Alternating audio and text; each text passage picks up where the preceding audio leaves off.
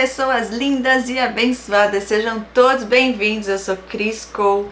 Gente do céu, vocês têm noção da correria que tá aqui? Nossa, só Deus na causa. Glória a Deus, hoje eu consegui vir gravar. Tenho vários relatos aqui que eu tenho recebido de vocês, já imprimi e tá aqui na pilha. Hoje eu vou trazer um que eu já recebi faz mais ou menos uma semana. E, gente, ainda estou aqui impactada com o que aconteceu na imersão nesse final de semana que passou. E temos novidade. Essa semana ainda, até sexta-feira, eu estarei liberando o link para inscrição do Clube Despertar da Consciência. Lá nós teremos terapia em grupo. É mais um passo nesse processo de cura e libertação, onde nós estaremos aprendendo mais sobre nós, mais sobre o transtorno também, mais sobre o nosso Criador, o nosso Deus, o caminho para superar e sair desse lugar que muitos de nós ainda estamos, né? Porque não é do dia para a noite que as coisas se transformam. Existe uma ação que vem de nós, onde nós nos posicionamos e buscamos para ir tratando cada um desses pontos, dessas áreas de nossa vida que foram afetadas no relacionamento abusivo ou vários relacionamentos abusivos. Vamos tratar também codependência, a dependência emocional, que nos leva a ter muitos limites na nossa vida, no cotidiano, lidando com pessoas tanto no trabalho quanto na família, quanto em relacionamentos com amizades e também, principalmente, em relacionamentos amorosos. É um processo, gente, e as imersões, elas têm sido uma continuação, uma sequência, né, do que a gente vem trabalhando antes. Assim Deus tem feito e tem sido maravilhoso, transformador, libertador. E esse próximo projeto, que é o Clube, nós estaremos nos encontrando durante 12 encontros online de 2 horas das 19 às 21 horas, às segundas-feiras, e começa no dia 10 de março. Tá pertinho aí. E eu vou ter algumas surpresas, vamos ter promoção para quem estiver entrando até sexta-feira junto com a gente, participando, um valor bem legal, super acessível, que você jamais iria pagar uma sessão de 1 hora de terapia pelo valor que nós estaremos deixando para vocês. Então, se você tem interesse em buscar mais, o importante é não parar, gente. Você é capaz, e sim, existe um caminho. Tem jeito sim, quem disse que não? Tem jeito sim. E é para os fortes, eu digo os fortes, que são aqueles que estão na dependência do Senhor e dizem: eis-me aqui, Senhor, eu vou continuar, não vou parar não, eu vou até o fim, porque eu sei que o Senhor tem propósito maior. Essa dor, tudo que eu estou passando hoje é porque lá na frente o Senhor vai usar para ajudar outras vidas através da sua vida, assim como tem usado a minha aqui para trazer essa conscientização, e a de vocês, inclusive, que tem mandado os relatos aqui com todo carinho para ajudar outras vidas. É isso, gente. Eu vou avisando vocês lá no grupo. Se você ainda não está no grupo do WhatsApp, entra aqui, ó. Aqui abaixo tem o link, porque por lá eu vou estar compartilhando, indicando também livros e vídeos para vocês assistirem, que traz mais e mais conhecimento, né? Porque não tem como a gente acabar com o mal que está aqui nesse mundo até Jesus voltar e separar o trigo do joio, mas tem como a gente levar essa conscientização adiante. E vocês vindo participar, não vai ser só bênção para a vida de vocês, mas também estará abençoando o nosso ministério, onde as terapeutas que fazem parte da minha equipe também estão junto comigo, e elas também, né, eu fico muito feliz de poder, como gratidão, poder dividir com elas também aquilo que vocês têm investido na vida de vocês, ok? É muito lindo o trabalho que a gente tem feito, o Senhor tem nos guardado, nos levantado com esse propósito, e isso é só o começo, tanto para nós quanto para vocês que estão caminhando conosco. Vamos então ao relato de hoje, gente. Estou muito animada. Ai, eu não li ainda esse relato, mas eu sei que vai ser bênção como todos. E ela diz assim: boa tarde, Cris, a paz do Senhor Jesus. A paz. E ela diz, entre parênteses, os nomes são reais. Eita, então eu vou ter que mudar todos, eu já vou mudando aqui. Me chamo, vou pôr o nome dela de Bia. Me chamo Bia, tenho 38 anos. Atualmente, a primeira parte da minha história se inicia em 1949. Uau! Meu Deus, não tinha nem nascido. Eu não tinha nem nascido, gente. Bom, vamos lá. E ela continua. Quando a minha mãe Ana, nasceu, meus avós, até onde sei, eram cristãos. A minha mãe, por não querer obedecer, saiu de casa aos 14 anos, pelo que eu soube através dos irmãos dela mais velhos. Minha mãe teve ao todo 12 filhos. E ela diz, guarde essa informação, ok? Vamos guardar aí, gente. Ela teve 12 filhos, a mãe dela. Quando ela estava no 7º filho, decidiu vir para São Paulo tentar a vida e deixou meus irmãos em Fortaleza. A mais velha com 15 anos, os demais todos mais novos. E ela diz, aqui em São Paulo conheceu o meu pai. E ela põe o nome dele de José do Egito. E ela diz, como diz ele? Ele é o José do Egito. Um motorista de ônibus, o qual iniciou um relacionamento com o meu pai. Ela teve mais 5 filhas, todas mulheres.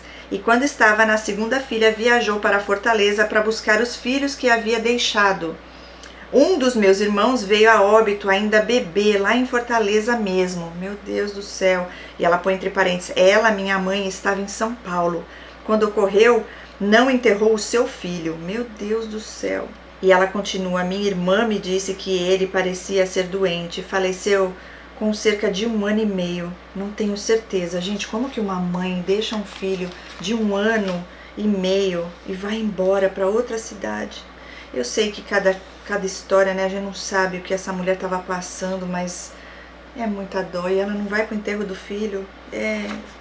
Tem coisa que eu não consigo entender, mas tudo bem. Voltando aqui. A primeira filha da minha mãe na época não quis vir para São Paulo, ficou lá.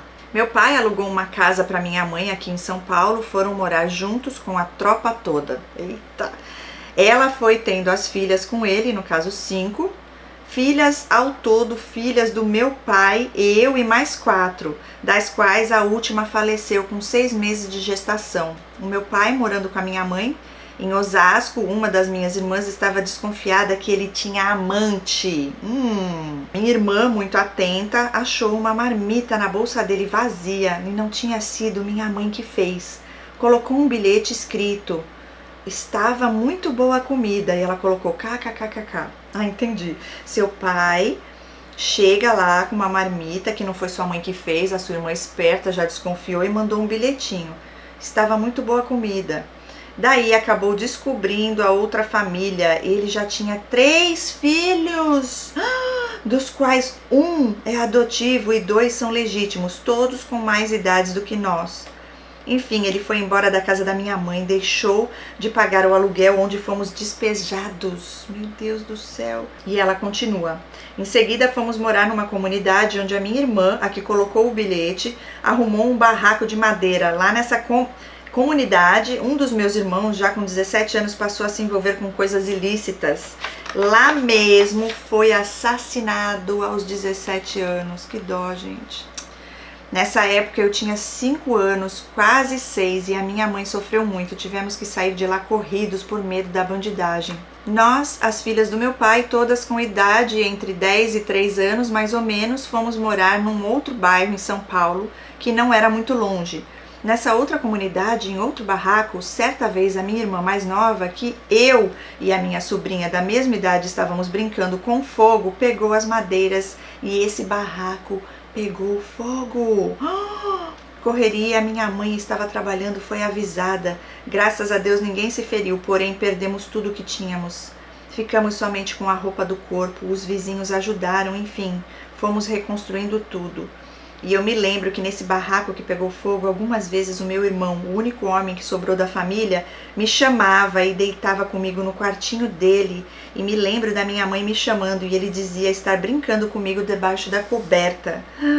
Sinceramente não me lembro o que ele fazia, só lembro dela chamar e estar deitada com ele. Meu Deus do céu, a memória bloqueou, né? Ela diz, nossos irmãos todos diferentes, somos todos diferentes, branco, negros, parecendo índio, enfim, misturados. A minha mãe nunca foi de nos deixar sair para festas e bailes, porém, nós dávamos um jeitinho. Eu e as 3 comparsas, filhas do meu pai, os demais nessa época, quando eu tinha 14 anos, já tinham saído de casa. Eu com 14 anos comecei um namoro com um rapaz próximo, um pouco mais velho. E ela continua, Cris, ele era bem tímido, quietinho, quase não abria a boca. Foi pedir para minha mãe, ela nos deixou namorar e ele era bem limpo, cheiroso, com aqueles perfumes da Avon, sabe? E ela dá gargalhada. me respeitava muito, nunca ultrapassou o limite comigo, eu era virgem. Então tinha um vizinho nosso, amigo dele, ela diz, o número 1 narcisista da minha vida, e ela põe o nome dele, vou chamar ele de Alex. Alex, e ela continua, eu, uma morena de cabelos cacheados, barriga chapada, corpo lindo, e o Alex começou a se engraçar comigo e acabei traindo o outro, que ela pôs o nome aqui, de Davi. Ai, meu Deus do céu, o cheiroso da Avon era o Davi. Tá, aí ele tinha um amigo narcisista, você traiu o seu cheiroso da Avon pelo Alex narcisista. Ai, meu pai do céu. E você gatíssima, né? Pelo que você descreveu aqui. Os homens tudo doido. E aí ela continua. E o Alex era aquele cara garanhão. Morava com a mãe, pegava todas. Tinha 22 anos e eu 14. Me envolvi com ele, já era mais assanhado. Eu acabei me entregando pra ele. E na minha cabeça eu ia casar com ele e ser feliz pra sempre. E ela põe vários olhos, revirando o olho assim. Só Deus na causa. E ela diz, na primeira vez que eu transei, engravidei, tinha 15 anos, um misto de emoções, e eu falei com ele, e ele foi até a minha mãe, enfim, assumiu o meu filho, hoje com 25 anos, meu primeiro amor verdadeiro, e ela chama ele de Ricardo. Ok, o Alex, durante a gravidez, cooperou muito pouco pro bebê. A minha mãe estava sempre em cima dele, porém ele saía, curtia, pegava várias mulheres, enfim. Eu era só um brinquedo na mão dele, pobre iludida que ele ia casar comigo. KKKKK, livramento. Quando meu filho tinha 1 ano e 7 meses, eu engravidei novamente. Meu Deus do céu, vai piorando o negócio. Foi um susto, eu não queria de jeito nenhum a criança, pois já tinha percebido a falta de caráter do pai deles. Então eu já me afastei do Alex e nesse período a minha mãe precisou ir para Fortaleza resolver um problema familiar dos meus avós. No dia da viagem dela eu já tinha descoberto a segunda gestação e eu estava de 2 meses e tinha uma audiência marcada para a pensão alimentícia do meu primeiro filho.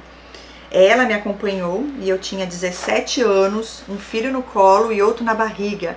E ela põe entre parênteses, nesse tempo que a minha mãe viajou, guarde essa informação, tá? Já guardei a informação dos 12... Cadê? Deixa eu ver as informações que ela mandou guardar aqui. 12 filhos. Ah, tá. Que sua mãe teve ao todo 12 filhos. Guardei essa informação, agora guardando a segunda, que eu nem lembro mais. Deixa eu olhar aqui, peraí. A segunda... Onde ela anotou isso, gente? Que eu já nem sei. Ah, tá. Que ela estava indo para audiência lá, para pensão, porque o traste não paga nem a pensão pro filho. Imagina agora pro segundo. Meu Deus do céu. Sem nem casada era e já grávida do segundo filho. Pronto. Nesse tempo que minha mãe viajou, guarde essa informação. O pai deles passou a me humilhar. Eu grávida com raiva porque ele me traía. Através de uma das irmãs dele, descobri que ele saía com uma prima que vivia falando mal dele pra mim. À noite ela pulava a janela do quarto dele. A família dele sabia, mas não aceitava. Muitas vezes ele falava que ia mudar, mas me xingava, falava que o filho não era dele. E eu, bocuda, dizia não mesmo. E algumas vezes tentei abortar meu filho. Ai, meu Deus do céu, segundo filho. Graças a Deus não consegui. E quando meu filho nasceu, eu não tinha minha mãe perto. Ele não foi ao hospital. Quem me levou foi uma patroa. Ali eu já me sentia abandonada. Quando fui registrar o meu filho, eu marquei o dia e horário e ele não apareceu e registrei sozinha. Vai piorando. E quando meu filho tinha cerca de 5 meses, eu passei a sair pra balada. E algumas vezes ele me batia quando quis. Meu Deus, quando sabia que eu saí. E às vezes dava perdido, pegava uma sacola com umas coisas do meu filho mais velho, deixava com a mãe dele, saía, voltava só no outro dia. E ele me batia. E ela ri. Eu não vejo graça. Que bonito. Ele nem é nada teu, não assume o segundo filho, te abandona, não quer pagar a pensão do segundo, né? Já tem que pagar do primeiro, ainda obrigado, porque atitude não tem. E eu morava até então num cômodo sozinha com os meus filhos. Ele vinha e eu aceitava, ficava com ele, porém já estava me desvinculando dele, conhecendo outras pessoas. Vai vir o terceiro filho já. Quer ver?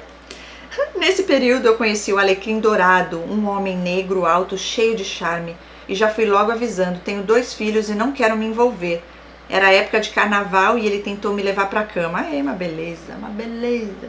E eu não quis, tive medo. KKKKK, fugi dele. Passou alguns dias e ele foi atrás de mim na minha casa e eu sem jeito, enfim. O Alex descobriu que ele estava frequentando a minha casa, foi lá e me deu uma surra, me quebrou a cara inteira com um soco e me trancou e me xingou. Ai, que beleza. E você não denunciou? Cadê boletim de ocorrência nesse ser?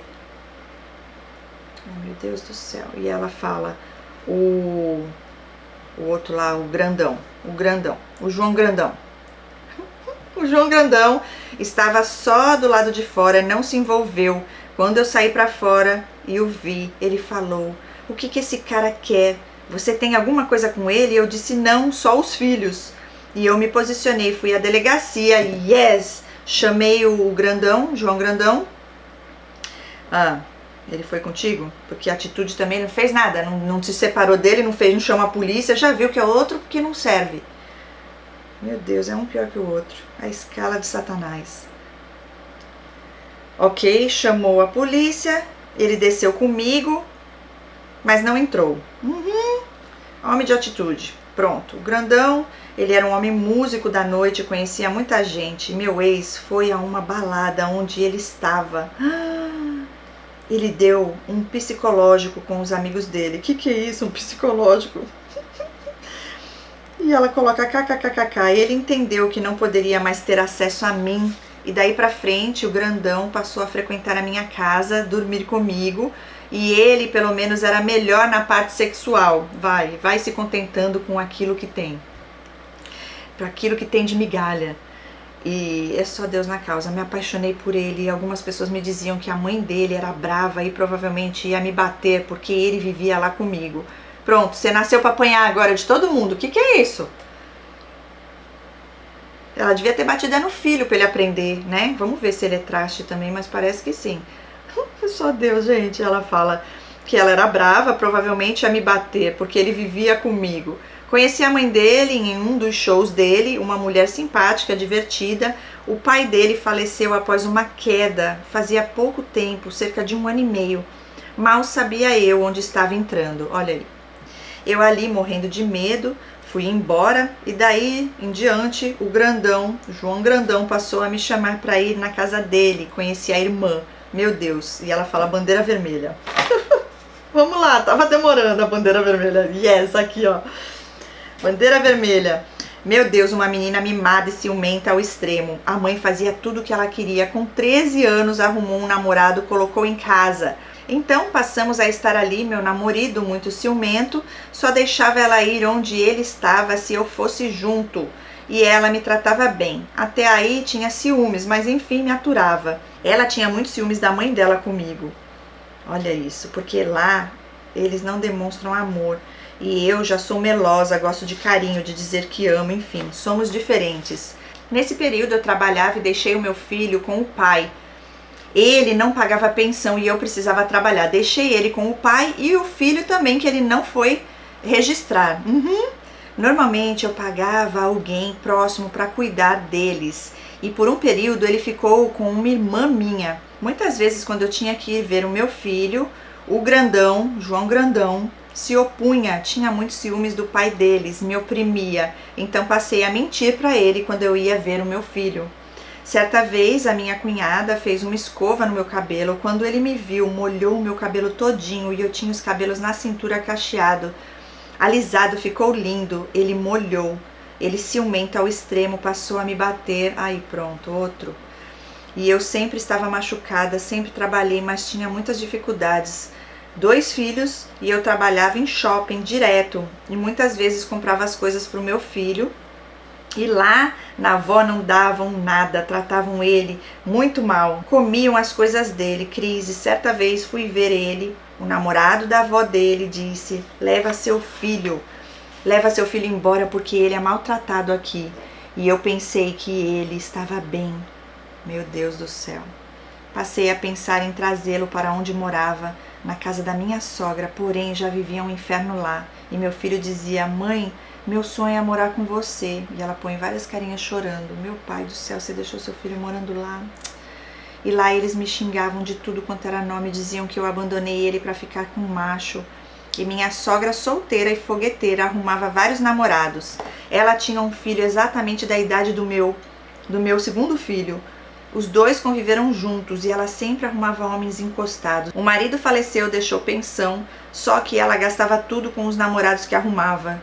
Cris, eles tinham uma condição melhor que a minha, porém viviam super mal devido à falta de responsabilidade da mãe deles. Meu namorado, músico, saía todo fim de semana e eu cuidando do meu filho. Ele arrumava várias mulheres, só que quando eu queria ir embora, ele me batia. Queria viver essa vida dupla, sabe? Sei.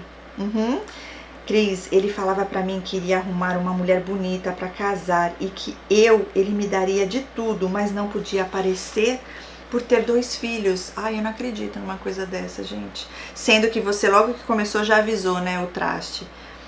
Talvez por ser negra e estar ficando muito acima do peso, e ele vivia muito de aparência. Por fora, bela viola, por dentro, pão bolorento. E eu tinha medo de ficar sozinha em São Paulo, e a viagem da minha mãe durou 7 anos. Quando eu estava morando com o meu marido, decidi ir embora, fui algumas vezes e ele ia atrás, fazia inferno e eu voltava de medo. Uma das vezes eu estava trabalhando, senti um enjoo no meu subconsciente, dizia que eu estava grávida. A última coisa que eu queria era um bebê. Na descoberta já estava de 16 semanas. Tomava remédios para emagrecer, pois passei a engordar desenfreadamente. Fez um buraco na minha placenta, quase matei meu bebê. Fiquei afastada do trabalho e eu dizia, se for outro menino, vou embora e largo tudo. Sem esperança, revoltada com tudo, uma vida miserável, como ia ter um filho daquele demônio? Como? Não usando camisinha, não usando pílula, né? É simples assim. Eu não aguento. Cadê a responsabilidade aqui? Vai pondo o filho no mundo, vai dormindo com tudo quanto é traste aí. Eu sei que tem codependência e tudo, mas gente, tudo tem um limite, né? Que é isso? Eu não aguento. Dá uma agonia ler uns negócios desse, gente.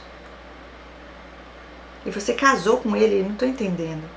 Agora ser grávida desse outro. Um filho de cada um. Ai. Então, aos 7 meses, descobri a minha princesa. E outra coisa que eu não entendi aqui. Deixa eu ler isso aqui de novo, que eu também não achei nada normal. Ok. Na descoberta já estava 16 semanas, tomava remédios para emagrecer, pois passei a engordar, ok? Fez um buraco na minha placenta, quase matou o bebê.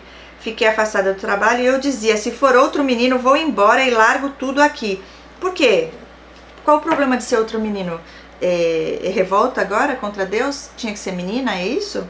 Não podia ser outro menino? Não entendi. Eu não aguento essas coisas, gente. É o que Deus enviar e tem que agradecer. Pronto. Aí ela conclui aqui. Sem esperança, revoltada com tudo, uma vida miserável, como ia ter um filho daquele demônio? Fez, agora assume e cria, né?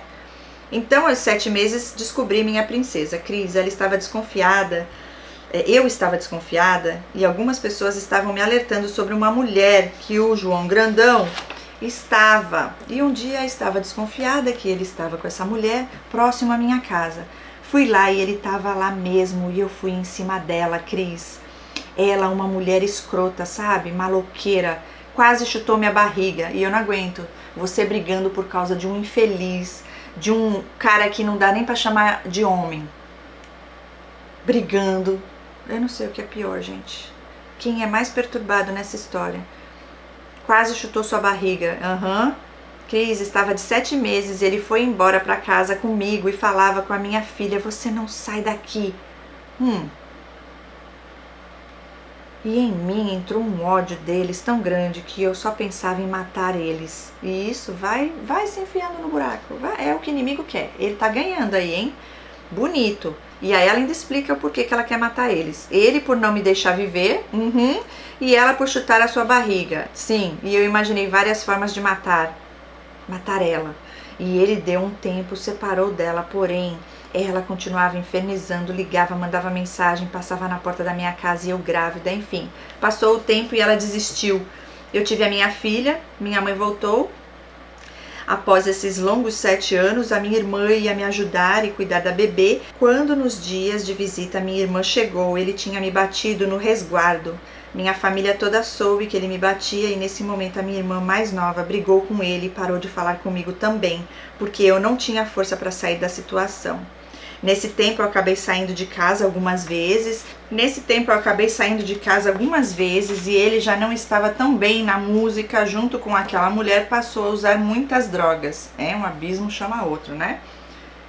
Cris, ele ficava transtornado, puxava as roupas do guarda-roupa, dizia que foi homem lá. Meu Deus do céu, via bicho em casa, me batia. Meu filho mais velho ia na igreja às vezes e quando ele estava assim, o meu filho ficava lendo a Bíblia. E uma vez ele pediu uma arma pro vizinho, bandido, para me matar. Pensa no desespero. Meu pai do céu, agora já tem demônio, casta aí na vida desse homem. Numa das minhas fugas, ele foi até a minha mãe, disse que ia arrancar a minha cabeça se eu não aparecesse. Minha mãe falou para ele: se você ama a sua família, mude seu jeito. E ela disse que eu estava sofrendo. Com medo, eu fui até ele. No mesmo dia, minha mãe passou mal, teve o primeiro infarto. Ela era fumante há muitos anos e já havia feito uma cirurgia no coração, porém não parou de fumar. Após a cirurgia, eu larguei ele e fui morar com a minha mãe em outro bairro. Como eu tinha a filha com ele, tinha medo, mas levava ela lá na casa dele. Meus irmãos passaram a me culpar por eu ter ido lá. Eles odiavam ele. E eu, bem da idiota, ia vê-lo e levava minha filha. Tinha medo dele, pois uma vez, uma das fugas, ele sequestrou a minha filha enquanto eu trabalhava. Foi o maior desespero. Fui buscá-la com a polícia. 2 meses após o primeiro infarto, no dia 29 de dezembro, a minha mãe faleceu. Naquele dia eu decidi que ia embora de qualquer jeito. Minha família inteira contra mim, dizendo que ele matou a minha mãe. E ela põe vários emojis chorando. Eu comecei a me posicionar e eu estava no velório e ele me infernizando para ir embora por causa da bebê. E eu disse: cuida, a filha é sua também. Cris, eu fui, comecei a arrumar as minhas coisas, ele se fazendo de besta. Nessa época ainda saía para tocar à noite. Um belo dia ele chegou, não tinha mais nada. Eu fui, encostei um caminhão na porta, tirei todas as minhas coisas, alguns sobrinhos me ajudando, maior correria. O cara do carreto com medo dele chegar, nós todos com medo conseguimos sair. Quando ele chegou, o Cris ficou louco, foi na casa de todos os meus parentes, ameaçou. E eu fui na delegacia, fiz uma medida protetiva. Ele foi em uma das minhas irmãs mais velhas e ela repetiu para ele: se você ama ela, se cuida, sai dessa vida. Você não tá bem e desse jeito vai acabar morrendo. Uma das vezes estava trabalhando, ele foi na casa da minha irmã e sequestrou a minha filha, saiu correndo com ela, falava que só entregaria a mim. E eu fui buscá-la, tremendo de medo de morrer. E eu estava trabalhando, tinha tanto medo dele que estava na hora do almoço, fora do prédio, vi um conhecido. E ela fala: eu tinha certeza que ele ia contar que me viu. Na época inventei uma mentira, pedi as contas da empresa, fugi, me escondi numa invasão com os meus filhos.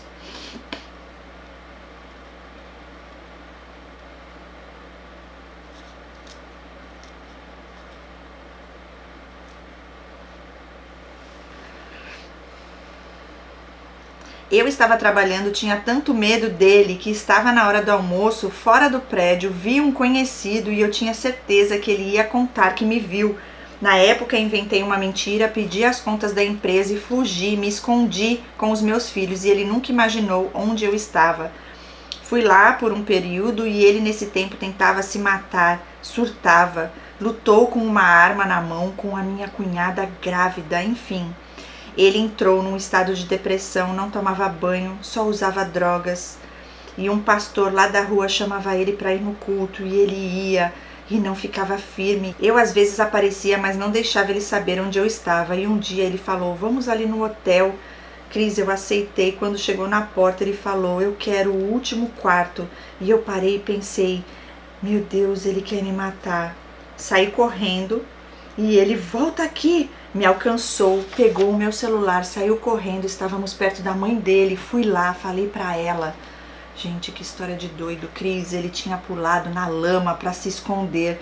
Ela bateu nele no meio da rua, Sempre que ela estava perto, se ele me batesse, ela batia nele e ele respeitava e respeita muito ela, sabe? Certa vez ele disse que colocou na cabeça que ia se matar. Sentou do outro lado da rua, lá de casa, e estava drogado. Ela fala cocaína. Diz ter ouvido uma voz dizendo: quem disse que não tem mais jeito? Então ele diz ter feito um propósito com Deus, que se Deus o libertasse e desse a família de volta, ele iria servir ele de todo o coração. Daí em diante ele passou a ir nos cultos todos os dias. Cris, ele anteriormente tinha um sonho na música, sabe? Foi bastante enganado. A mãe dele infelizmente tinha um histórico de traições. O pai dele era um homem honrado, porém os vizinhos zoavam ele por ela ter traído o pai. O filho ouvia tudo, pegava roupas dela sujas de esperma. Ai, meu Deus do céu. E aí entendi porque ele era doentio no início. E eu não entendi porque ele se apegou tanto em mim. Uma mulher com 2 filhos, sem nada a oferecer para ele. Olha você se menosprezando, se diminuindo. Meu Deus do céu. E ele ia para minha casa e não queria ir embora para dele no início. Aí passei a perceber que ele fugia dos problemas da casa dele. A mãe tinha namorados usuários que ela deixava de sustentar a casa dela para bancar, a ponto de comprar tablete de droga para eles. Cris, ele começou a congregar, veio até mim dizendo que mudou. Anteriormente dizia que nunca casaria comigo, então passei a observá-lo e ele realmente parou com as drogas, bebida. E ela continua, há 12 anos está congregando, mas como nem tudo são flores, e ela põe gargalhadas aqui, passou-se cerca de 1 ano após a perda da minha mãe e eu vi ele, às vezes, tendo recaídas. De verdade, ele foi uma pessoa que me assumiu como mulher e eu enxergava isso nele. Apesar de ser mais novo que o pai dos meus filhos, tinha muito mais maturidade em relação à família. Antes de falecer, a minha mãe, conversando comigo, me disse: ele não tá bem, mas ama vocês. E eu não queria mais ele de jeito nenhum. Aos poucos eu fui me distanciando dele e eu não tinha raiva dele, porém sabia que não dava certo. Ele passou a se apegar em Deus, foi indo para os cultos, apareceu uma moça com condições financeiras boas, a família dele ajudava e ela põe kkkk, tratava bem e tudo, e eu me fazendo de tonta. Ele mesmo assim insistia, mas não como antes. E eu queria saber de curtir naquele momento, sentia como se tivesse ganhado a liberdade de uma prisão de 10 anos. Certa vez estava saindo numa sexta-feira e eu passei a sumir. Deixava minha filha com a mãe dele e meus filhos sozinhos em casa, já tinham 10, 12 anos cada um. Até que um vizinho me disse: quando você sai, eles vão para a pracinha escondido. E fiquei com aquilo na cabeça, porém saí do mesmo jeito, estava sentindo livre. Só saiu de uma prisão para ir para outra pior. Meu Deus do céu, isso não é vida não. E os filhos, coitados, com pessoas totalmente perdidas. E ele continuava na igreja. E um dia Deus me fez lembrar da história da minha mãe, 12 filhos e 6 pais, filhos sem pai. Enfim, lembrava das palavras dela e entendi que ela não queria aquilo para mim. Passei a estudar a possibilidade de ficar com ele e ele dizia que só se casasse. E ela ri. E ela diz até que conversando aceitei voltar. Passei a ir para a igreja com ele, fizemos discipulado, casamos em 2014. E quando fui casar, orei a Deus. Minha família tinha muito ódio dele, fizemos um almoço só e casamos no civil. Cris, só tenho meus irmãos hoje, todos vieram, foi um dia muito especial, chorei muito, pois orei a Deus por esse momento. A família dele não apareceu ninguém, só a mãe e o irmão, os demais não foram. Descemos as águas, eu passei a não aceitar os maus tratos, às vezes ele tem uns comportamentos de qualquer coisa que dá errado, ele fecha a cara. Se fecha no quarto, não é só comigo, é no geral. E ele é uma pessoa de aparência, sempre esteve muito bem arrumado, exceto na parte que estava depressivo e que mal tomava banho, enfim. Ele tem uns comportamentos, olhos assanhados, sabe? E eu falo mesmo hoje em dia, chamo a atenção dele, não deixo quieto não. E quando ele tem as atitudes e se fecha, ou faz cara feia, eu chamo a atenção dele. E minha família perdoou. E ele até festa de aniversário teve, porque eles fizeram pra ele. E ele chorou muito. Nesse dia foi de alegria. E Cris, certa vez eu já convertida, orei a Deus perguntando sobre meu pai. Nós não tínhamos notícias dele. Já há mais de 20 anos orei e esqueci. E um dia o meu marido postou uma foto minha com ele e uma mulher escreveu: sua esposa é filha do meu irmão. Cris, o meu pai está vivo na Bahia e daí em diante conheci ele pelas redes sociais, conheci as minhas tias, nunca tinha visto. E ela diz, não conhecia ninguém por parte de pai. A titia disse que meu pai não podia ouvir falar sobre nós, que o que ele dizia quando perguntavam é que nós, as 4 filhas, eram 4 VAGABUNDAs. É só Deus na causa. Não queria nos ver de jeito nenhum. Minhas tias inventaram uma mentira para ele. Ele aceitou falar comigo e a outra irmã mais velha, uma filha da minha mãe com ele, e ela põe entre parênteses, chatinha, personalidade igual a dele. Ela se converteu após congregarmos juntas, e ela completa aqui dizendo, tenho mais 2 irmãs por parte de pai e mãe.